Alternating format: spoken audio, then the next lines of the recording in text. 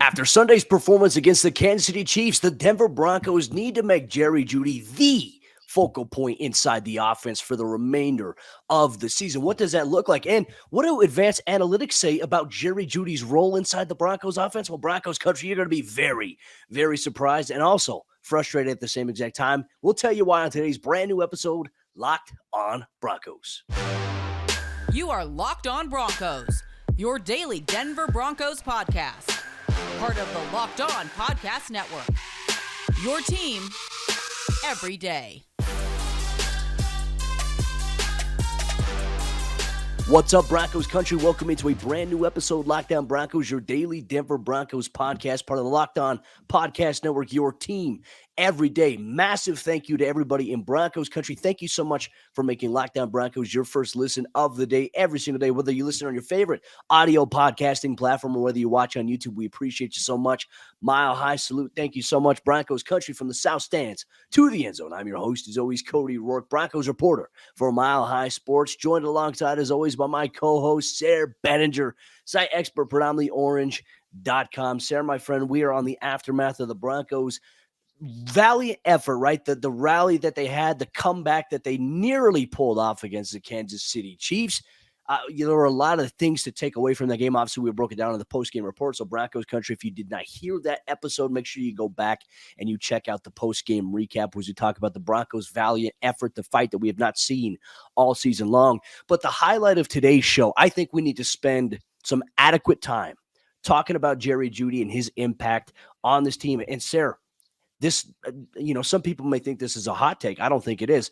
I think Jerry Jeudy proved on Sunday why he should be wide receiver one. He should be top dog inside the Broncos offense.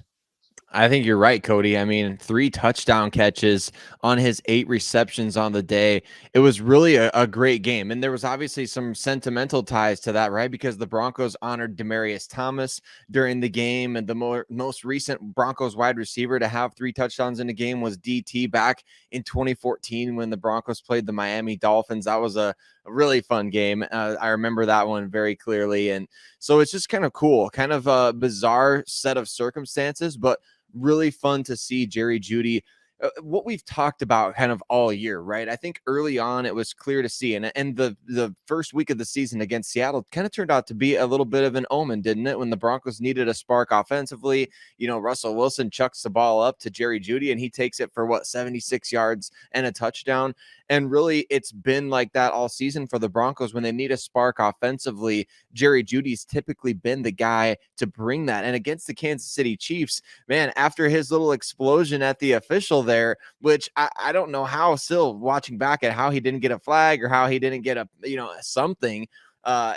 It was the spark that the Broncos offense needed. Apparently he goes out there, gets those 3 touchdowns and just looks like a different player than what we've seen, right? It wasn't just the 3 touchdowns. It was, man, just great adjustment to the ball mid-flight. And he had that great catch of Russell Wilson, threw him a bullet on that slant pattern. And he was kind of fully extended, getting his hands out to catch the ball and just made a great contested catch. It was a full gambit of things that we've come to expect and love and hope for from Jerry Jeudy. A true, I don't know if we could say true breakout game. I know he's had good games in the past, but certainly this is one that we won't forget in a long time. Well, this is the example of how the Broncos need to force feed him as well. I mean, you look at Kirk Cousins and Justin Jefferson, right? Because in this draft class, Jerry Jeudy is like, oh, everyone, fans that have not liked Jerry Jeudy or have had like this weird, kind of feeling towards him. Oh, they should have taken Justin Jefferson. Da, da, da, da, da, da. Well, here's the reality of the situation, right? Like Justin Jefferson's being used entirely different than Jerry Jeudy has in his career. And I think if you can realistically go back and watch Denver and Jerry Jeudy's 3 years in the National Football League, you can make the argument that he has really not been used properly. And we're now starting to see a little bit of this. I put an article out at milehighsports.com last Friday before the game saying, hey, the Broncos need to make Jerry Jeudy the focal point of the offense, and here is why. I know we'll dive deeper into some of the advanced analytics a little bit later on here in the show. But I've also felt it was interesting that Nathaniel Hackett mentioned after the game, they kind of moved Jerry Jeudy around. He told me that on Friday as well in the final press conference before the game, is that they were doing some different things with Jerry, right? They were moving him to some of Courtland's role that they had seen there. And in my opinion, Sayre, based on seeing Jeudy have the success, I like that you mentioned that throw that Russ had, kind of a rope in between two defenders on the slant. That is a tight window. And guess what? Jerry Jeudy caught it. Guess what? Jerry Jeudy didn't have a single drop in this game. And I also felt like that throw that Russell Wilson had, that 118-yard touchdown, that was a beautiful, like you couldn't have, I think, put the ball in a better place. Like it was a beautiful over-the-shoulder touchdown right into the breadbasket there for Jerry Jeudy. I love seeing that, but it also makes me frustrated because, like, how come the Broncos just couldn't do more of this with Jerry throughout this season? That, I think, is interesting. But here is something I think we can build off of, right? Silver linings for this season. Jerry Jeudy's previously career high in a season for touchdown catches was 3. Well, he tied that in one game. He had 3 catches, obviously, for touchdowns in Sunday's loss to the Chiefs. Now he has a career high of 6 touchdowns on the season. 4 games remain, Sayre. And I think when I talked about it in the build-up for the season, if Jerry Jeudy has more than 5 touchdowns on the year, we consider it a success for the optics of Jerry Jeudy. In my opinion, and I'm eager for your thoughts on this, in my opinion, Jerry Jeudy truly is the game-breaking wide receiver. In my opinion, he should be wide receiver 1 on this team, even if Courtland Sutton is there. I think Jerry Jeudy should be that guy. Do you agree with me? Do you disagree with me? I'm eager for your thoughts. I completely agree with you, Cody. And I think what we've all been waiting for to be able to kind of definitively say what you're saying is what we saw on Sunday. Not that Jerry Jeudy had to go out there and score 3 touchdowns in a single game, but I think just to really establish himself. Look, I mean, Courtland Sutton's production simply hasn't been there this season. There's no Tim Patrick. He's on IR. KJ Hamler hasn't been able, unfortunately, to get out there. So Jerry Jeudy was the guy against Kansas City. And it was a lot of pressure on him because he's getting followed around a lot of the game by L'Jarius Sneed. He's getting double covered. You know, he had to face a lot in this game, and he came out. His competitiveness, we know he's a very strong competitor. He's a very, in a good way, prideful receiver. Like, he believes if the ball comes his way, he's going to make a play, and he wants the ball.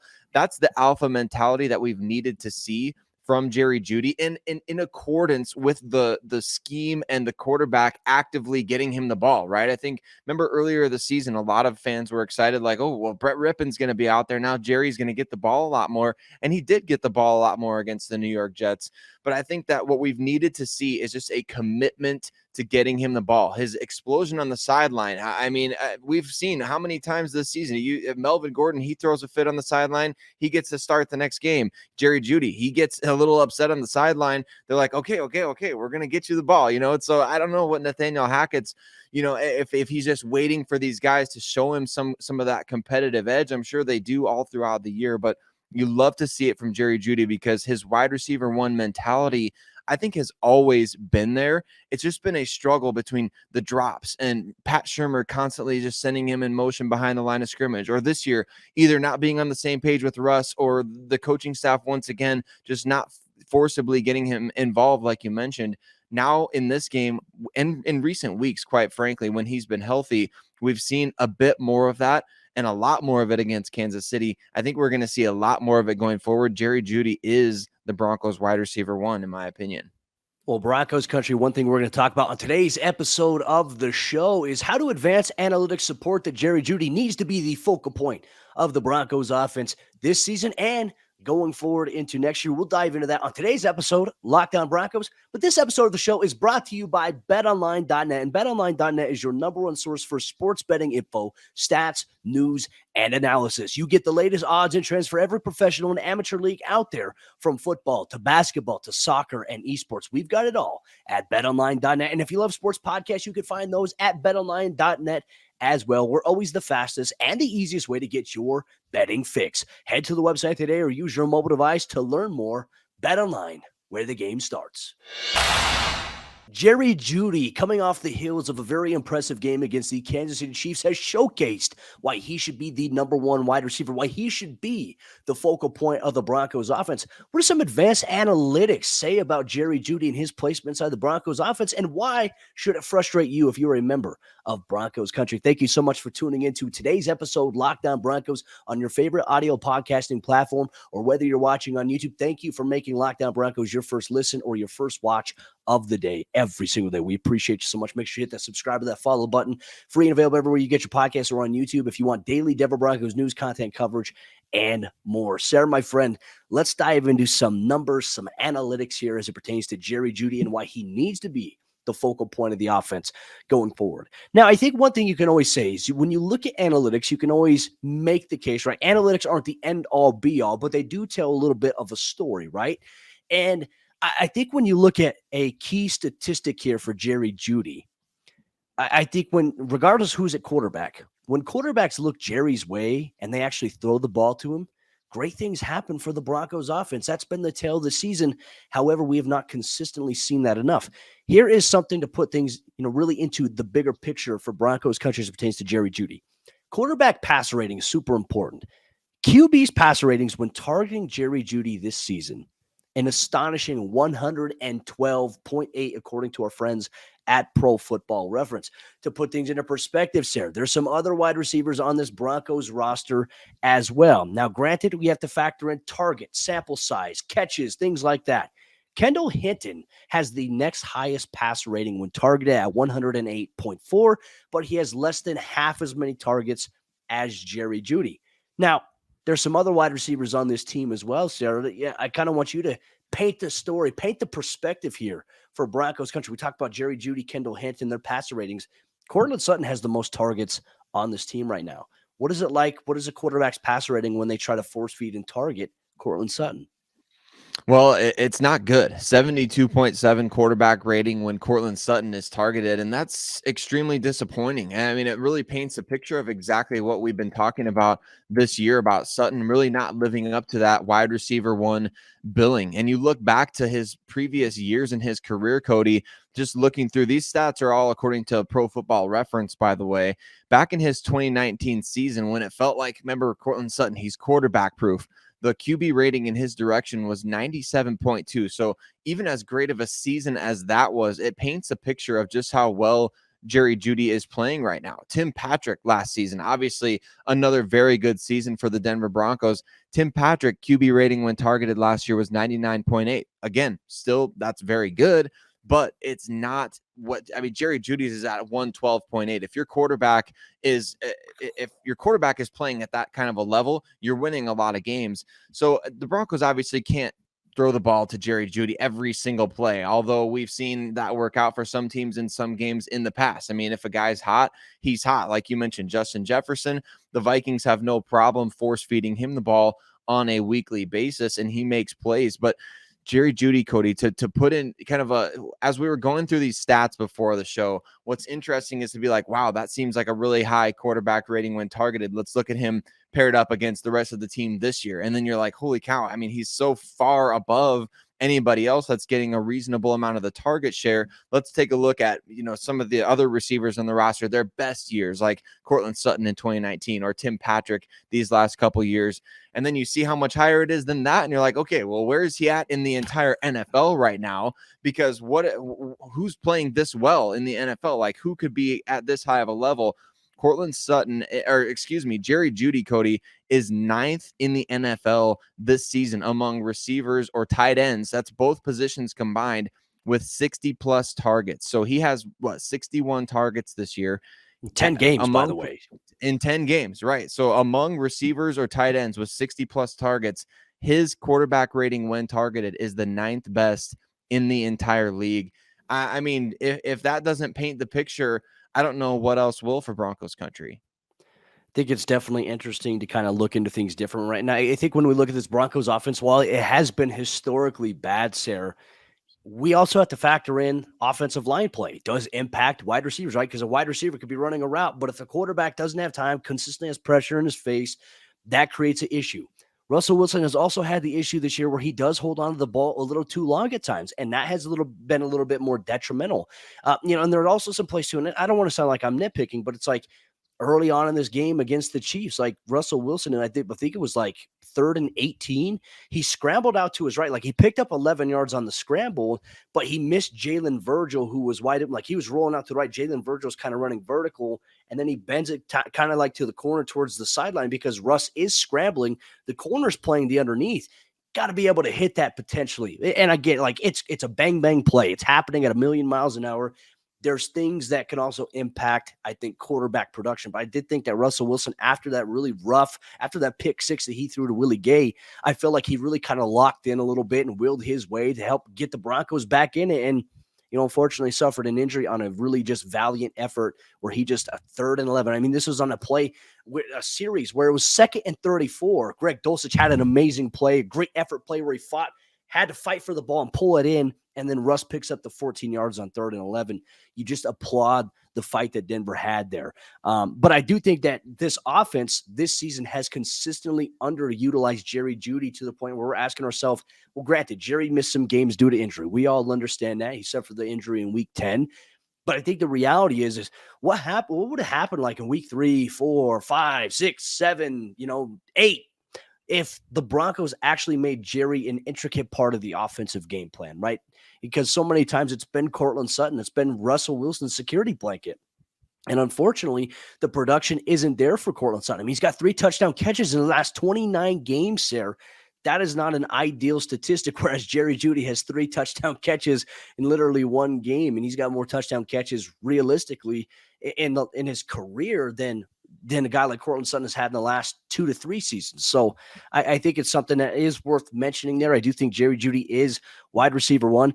But I think the one thing that Jerry does that really makes the offense better, I mean, Sayre, we see it all the time. You get press coverage. He can beat press coverage off the line of scrimmage. His route running is unfreaking believable.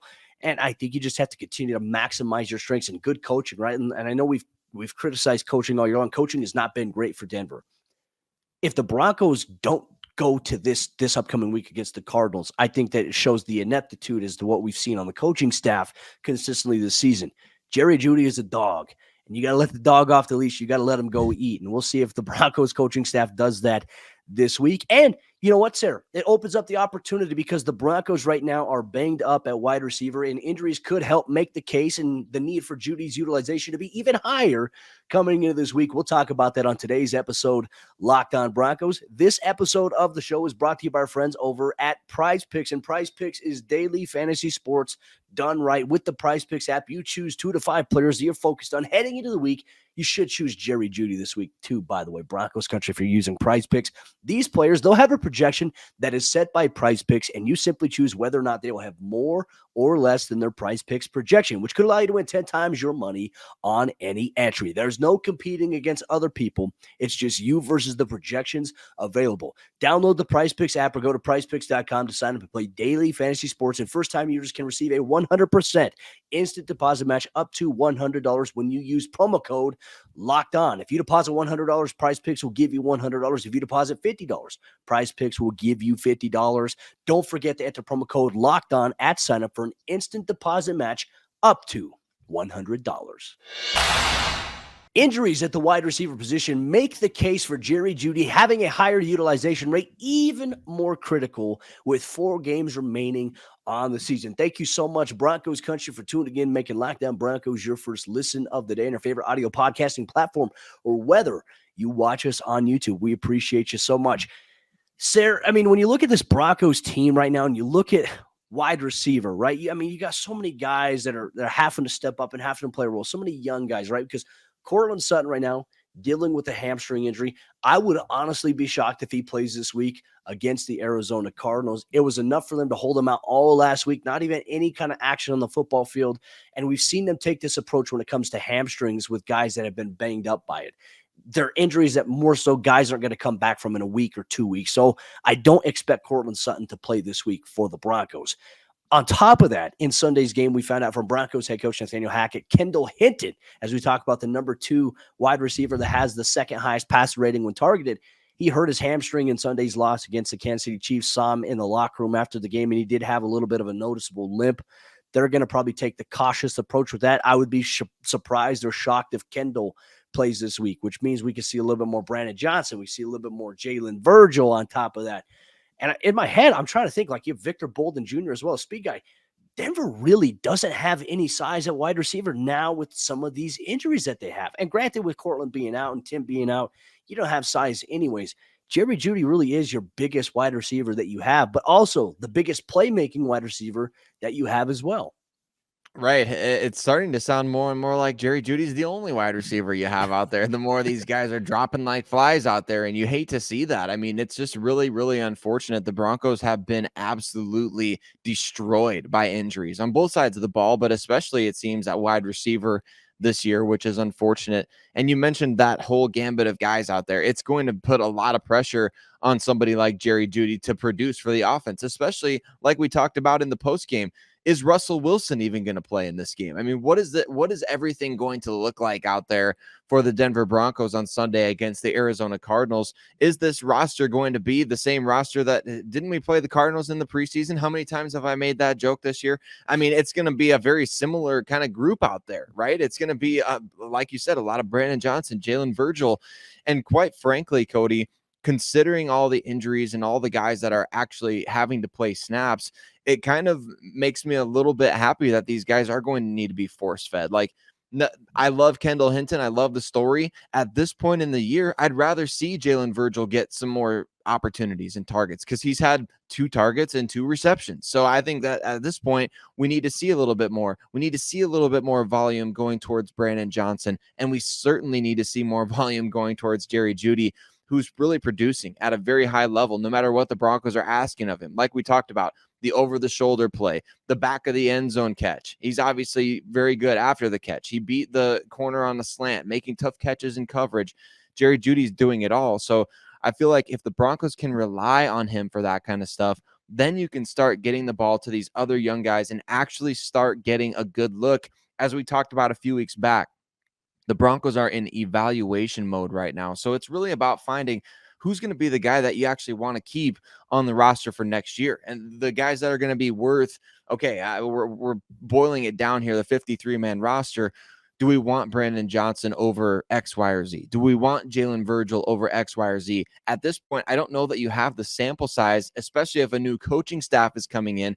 You got to get these guys to be able to put some things out on tape for next year, regardless of who the coaching staff is, to be able to show that they're worthy of a spot on this roster. So force feed Jerry Jeudy, number one. Number two, actually get these other young guys some more opportunities.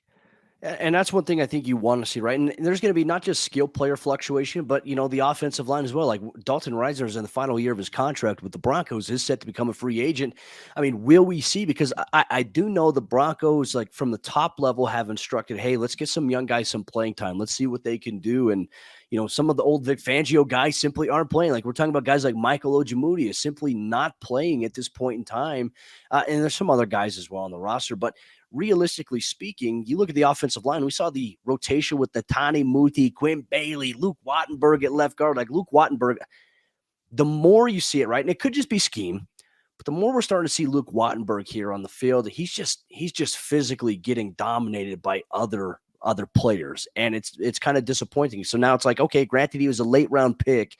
You're starting to feel like, okay, this is probably a bust-like pick. Like this is a pick that's probably not going to make it to the next coaching staff. I mean, we'll see. We'll see how things go. But I'll be very intrigued to see how the wide receivers play if there is another shift in the offensive line, because it does have a little bit of an impact on the quarterback. If Brett Rippon's getting all the reps this week for the Broncos, obviously we know that he's got some chemistry with guys like Brandon Johnson, Jalen Virgil.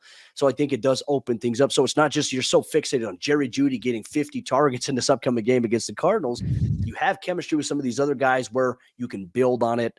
Like I said, there's that element there that we will probably see Brett Rippon let it rip this week against the Arizona Cardinals, and we'll see how they do, because Zaven Collins, Budda Baker, I mean, it's a tough defense that the Broncos are playing. Also, former Broncos head coach Vance Joseph called the plays defensively here as well. But one thing you can expect on this week's Locked On Broncos, Sayre is going to sit down with Alex Clancy, host of the Locked On Cardinals podcast. We break down all the action for Sunday's matchup. Kyler Murray and Cliff Kingsbury coming to town. Two offenses that have struggled historically this season. We'll see how it all pans out on Sunday, though. But Broncos country, thank you so much for tuning in, making Locked On Broncos your first listen of the day, or watching us on YouTube. If you love this episode of the show, if you're a first-time listener or first-time watcher, and you love the Broncos talk that you're going to get here every single day all year long, make sure you hit that subscribe or that follow button so you never miss out on a day's worth of Broncos news, content, coverage, and more. Speaking for Sayre Bedinger, I'm Cody Roark. We'll see you tomorrow for a brand new episode, Locked On Broncos.